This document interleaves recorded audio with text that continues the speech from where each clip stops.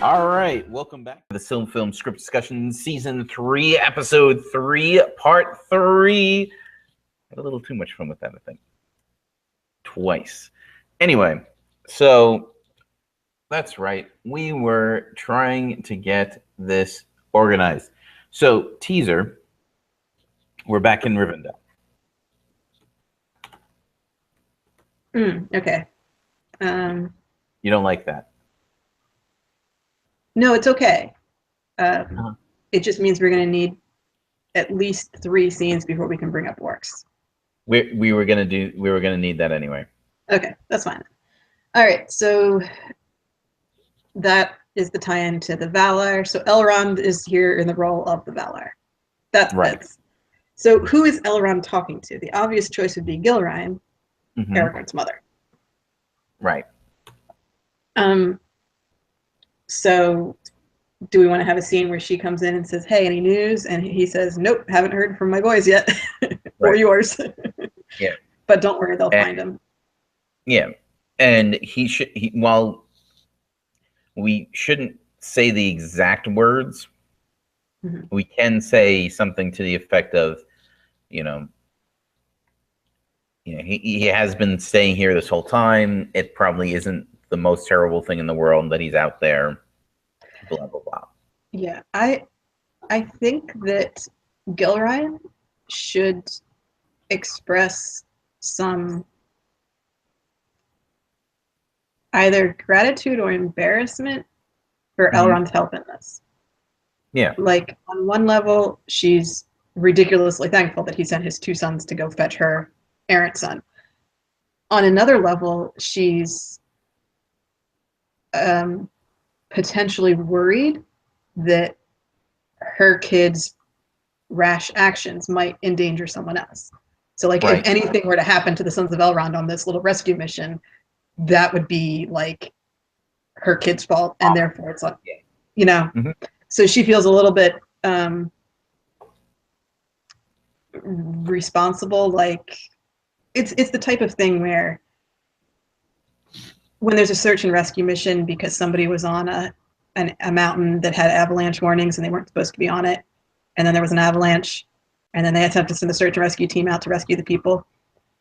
The general reaction is, if you guys just had listened to the instructions and followed the signs, you wouldn't endanger everyone's life. Or like when there's a flood and there's somebody who's trapped in their vehicle in a flood, and obviously there's lots of ways that can happen, but some of the ways that happens is somebody ignored the danger and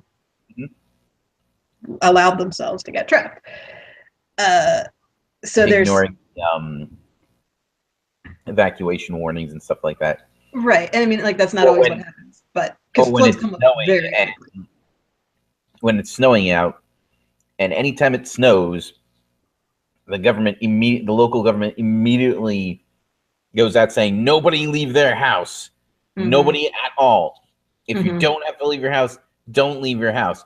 Of course, the reality of the situation is that even that when they're doing that with like 6 inches of snow on the ground, chances are most people still have to go to work. Right. Yeah.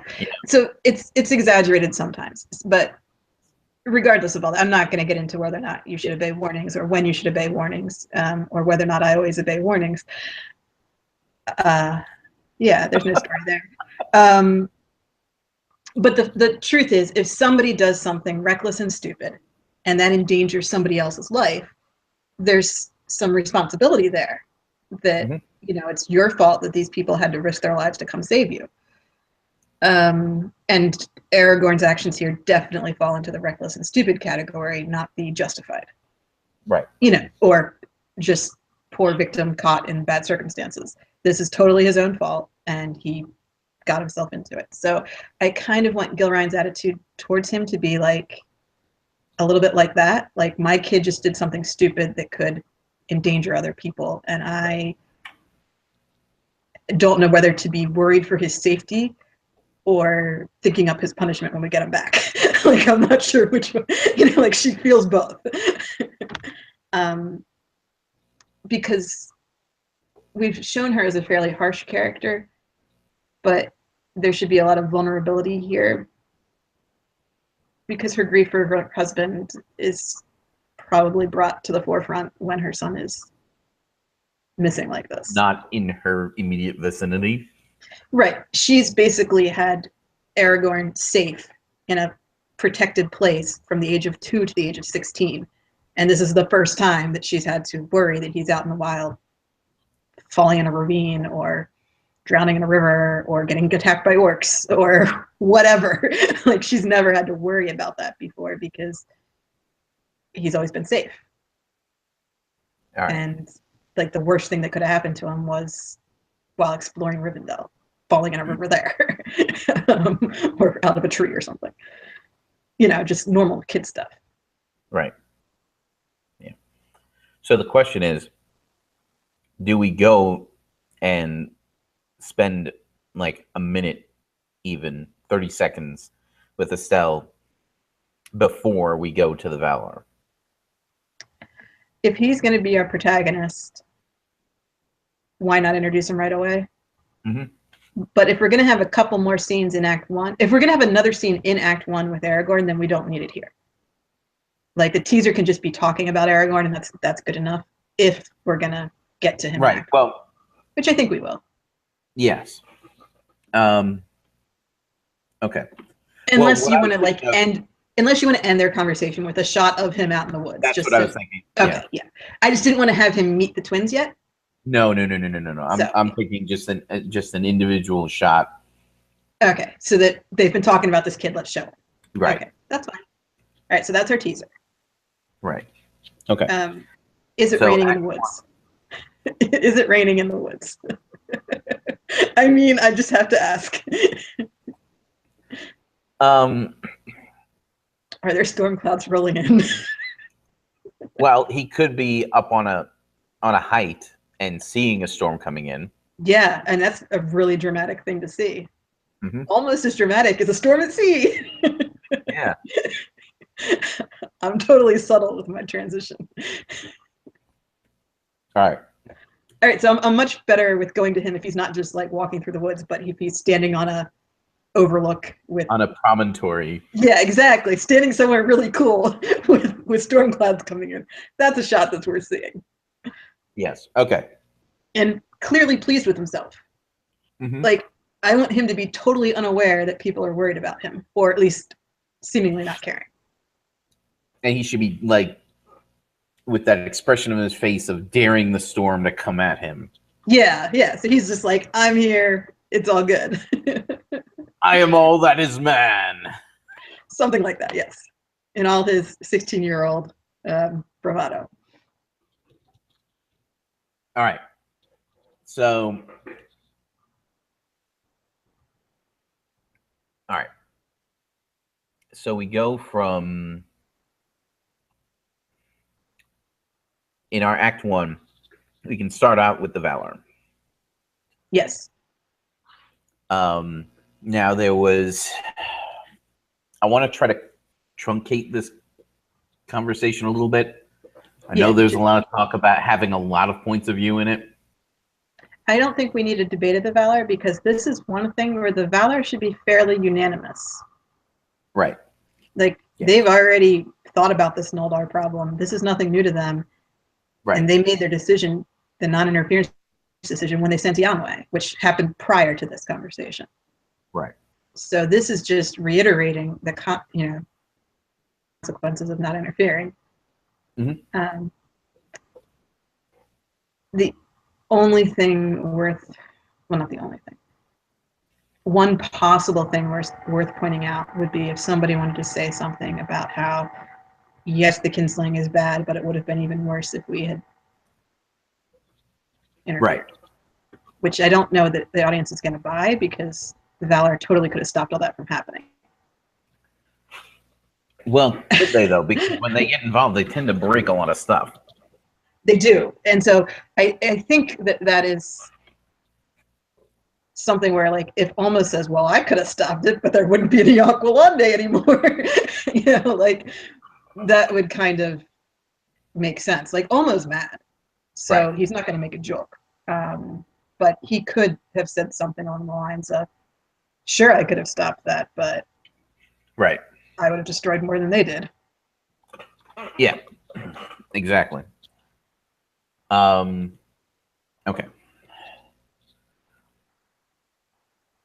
All right. Okay, I'm just typing in individual scenes. That's it. I'm not going into what's happening in them. Yeah. All right. So scene with the Valar. Right. And then obviously we need Manwë to express his point of view and Mandos to say, and yet remain evil.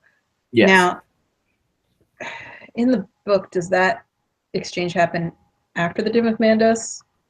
No. Okay. I'm pretty sure it doesn't. Because I know Mandos says to me, Feanor will come soon. Yes.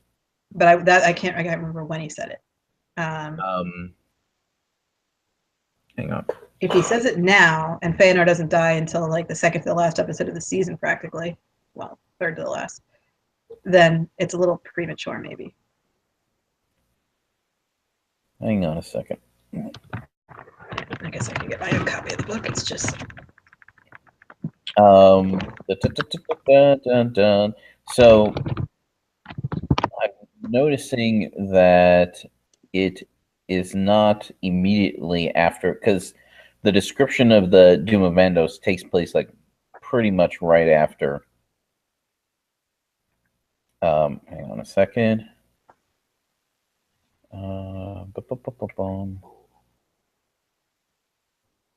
Okay, so the question that you're asking is essentially if if Mandos gives the doom before the hang on a second. Yeah, it looks like that's possibly what happens. Because we go back to the Sindar. All right. The Teleri. Suddenly a dark figure.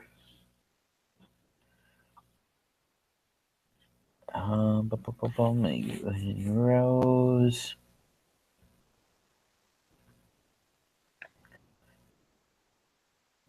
So unless that conversation takes place before the flight of the Noldor, then I don't know.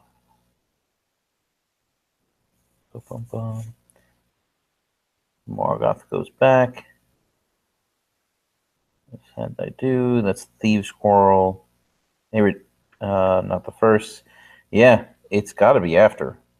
And in fact, it sounds like it's after of the Sindar. Because it's in response to Feanor's claim that they'll make great songs, which is his answer to the Doom of Mandos. It happens. It happens after that. It happens during when they're figuring out what to do with the sun, when they're deciding on the sun and moon. Sun and the moon, yeah. Yeah. Okay, so because it's actually later, I think we can save it for later. Yeah, no, that makes sense. Okay. Because the thing is, I want Feanor to have made his final decision. Yeah. Before we have Mandos speak the Doom. Right. It's not like Mandos doesn't know this is coming. He's Mandos, but the audience shouldn't hear his definitive thing if we're going to give Feanor a choice later, because they're given the choice to turn back, and Finarfin does. So it's not like an idle choice. Obviously, Feanor does not, but we want to see that as a choice, not a foregone conclusion. Right. So do we go from the Valar to Asay and Uinen? Yeah. Now the question is, are the Valar like weeping over the Teleri or visibly upset? Like, what is their reaction to the kinslaying? Well, other than it would have been worse if we were there. They do have to be mourning. Okay. So not just Nienna this time, because we've shown Nienna mourning plenty, because that's all she does. Right. But I would like some other Valar to be rather shocked and sad over this. Yeah. Yeah. Well, I mean, including Ulmo. Yeah.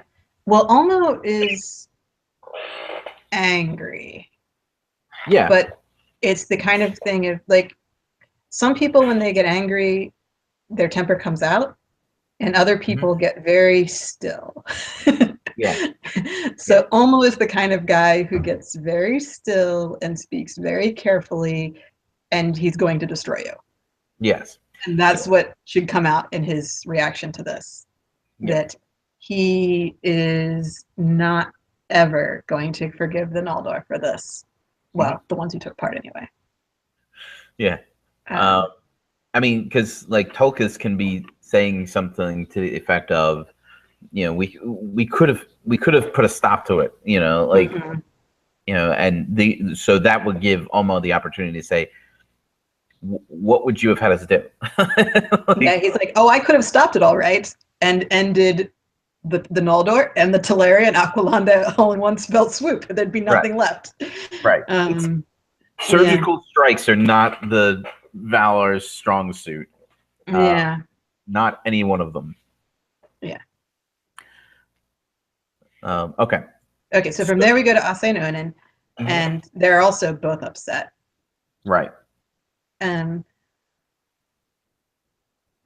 What does Uinen look like and sound like when she's upset? Because she's been the calming influence on her husband for this whole time.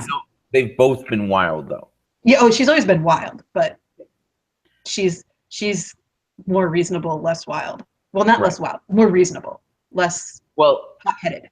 And due to what we've set up here, the Ase himself couldn't have spent time at Aqualande itself. Right, because he's always been off the coast. He's banned from the coast these days. Right. Yes. He can only go as far as Tol Eressëa. Right.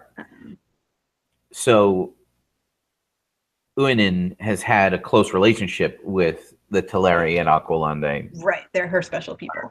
Right. Okay, so is this conversation taking place at Tol Eressëa, like as far as Ase can come, and he's standing at his border? Okay, that makes sense. So she's inconsolable, and just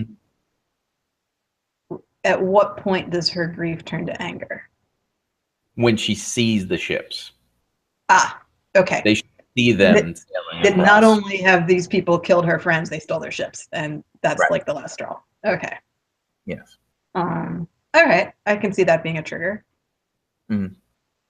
So she does some kind of like wordless scream, and like storm clouds just leap up out of the ocean. I mean, it has to be something where it looks uncontrolled and not intentional, because if she were controlling this, she'd sink all the ships. Yes. Like this has to be just her anger spilling out, like people punching walls. And so this is her version of punching a wall. Right, and like you can see like waves spreading out from her very quickly. Okay. We see. Okay, so we're about we're about halfway through Act 1. Act 1. Yeah.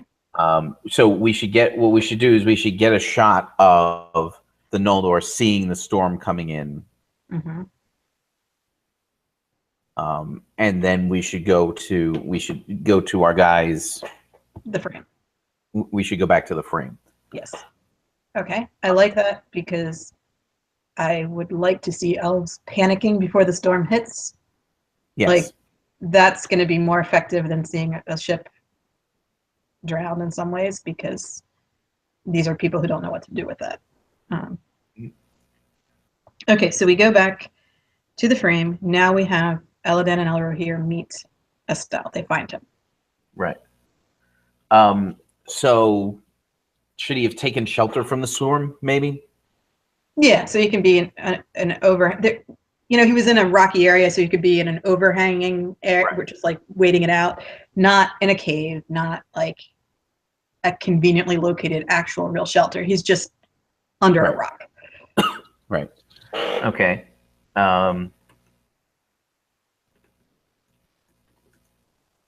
So they come out of the rain and find him. All right. Estel discovered by the Elbros. Yeah, them. Okay. Cool. So, all right. We'll talk more about that scene when we come back. But once we have done so, we have completed Act 1. Awesome.